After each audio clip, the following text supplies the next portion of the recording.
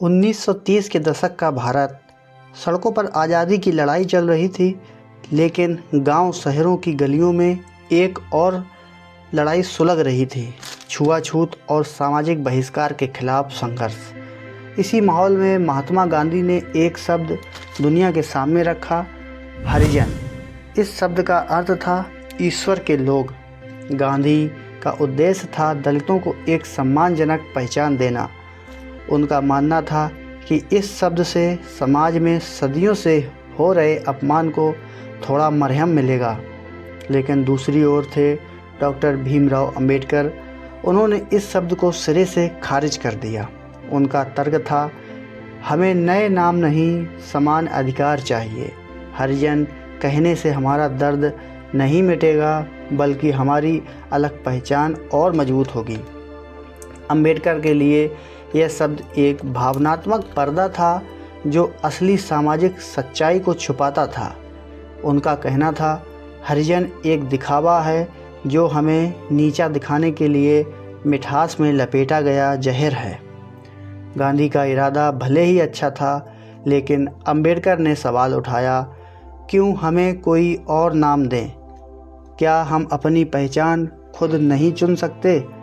इस विरोध का असर इतना गहरा था कि आज़ादी के बाद भी अंबेडकर समर्थकों और दलित आंदोलनों ने हरिजन शब्द का सार्वजनिक बहिष्कार किया। यह बहस सिर्फ एक शब्द की नहीं थी, यह थी आत्मसम्मान बनाम दया की लड़ाई। गांधी सुधार की बात कर रहे थे, अंबेडकर क्रांति की।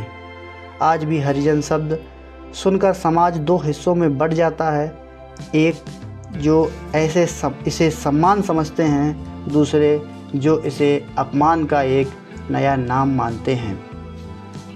तो सवाल आज भी कायम है, हरिजन क्या यह गांधी की करुणा थी या अंबेडकर की चेतावनी थी? अंबेडकर ने बार बार कहा, हमें पिछले समझना बंद करो, हम बराबरी से खड़े होना चाहते हैं। उन्होंने देखा कि हरिजन शब्द दलितों की असली समस्याओं से ध्यान भटकाने का तरीका बन रहा है।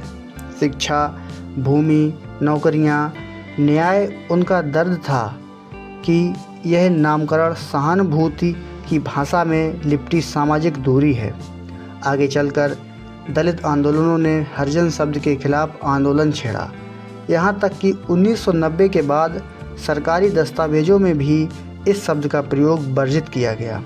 आज जब हम समानता की बात करते हैं तो यह बहस और भी प्रासंगिक हो जाती है।